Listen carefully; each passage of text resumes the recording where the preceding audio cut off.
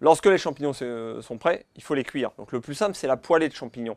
Alors pour une bonne poêlée de champignons, le principe c'est de les saisir fortement d'abord. Ensuite, on va leur faire cracher un peu cette eau de végétation. Je les égoutte et là je vais les recuire. Et c'est à partir de ce moment-là que je vais commencer à les aromatiser avec de l'ail, de l'échalote, des fines herbes, du thym, du laurier et à peu près tout ce que je veux à ce moment-là pour donner du goût. Je commence dans une poêle très chaude. Je vais mettre un filet d'huile, très peu. À partir du moment où cette poêle et cette huile est très chaude, je vais commencer à ajouter les champignons. Et là, je vais les remuer légèrement pour vraiment leur faire cracher leur premier eau de végétation.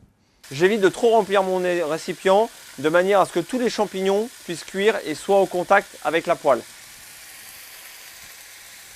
J'assaisonne avec un peu de sel.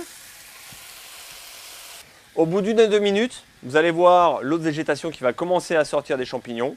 Je poursuis alors la cuisson 1 à 2 minutes et je viens les égoutter dans une passoire. Les champignons sont pré-cuits, ce qu'on appelle, on les a fait tomber. On a récupéré cette eau de végétation et mes champignons dessus. Maintenant, je vais pouvoir m'attarder à venir les caraméliser, les colorer légèrement, puisqu'il y a moins d'humidité dedans, et bien on va pouvoir les cuire plus facilement. Je viens ensuite remettre mes champignons et là, je vais les saisir et les cuisiner pour les caraméliser. Je vais les saler correctement et les poivrer. J'ajoute dedans une gousse d'ail. Je vais juste l'écraser avec le plat de la main et la laisser comme ça. Lorsque les champignons commencent à colorer légèrement, c'est à ce moment-là que je vais leur rajouter le beurre et mes échalotes. Un morceau de beurre frais maintenant que mes champignons commencent à colorer. Et j'ajoute mes échalotes coupées finement. Ça y est, mes champignons sont bien dorés. L'échalote et l'oignon sont cuits, donc j'ai coloré à peu près 4 à 5 minutes.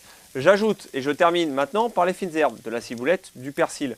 À partir du moment où je mets mon herbe, je remue bien et là je vais pouvoir déguster directement. J'évite de trop cuire sinon les herbes prennent des petits goûts.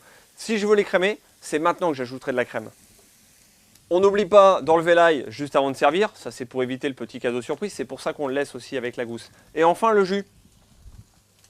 Eh bien le jus qui reste de la première cuisson, ou alors je le fais réduire à part dans une petite casserole pour obtenir l'équivalent de 2 cuillères à soupe par exemple, et ça me fait un concentré que je vais pouvoir rajouter à nouveau là dans mes champignons.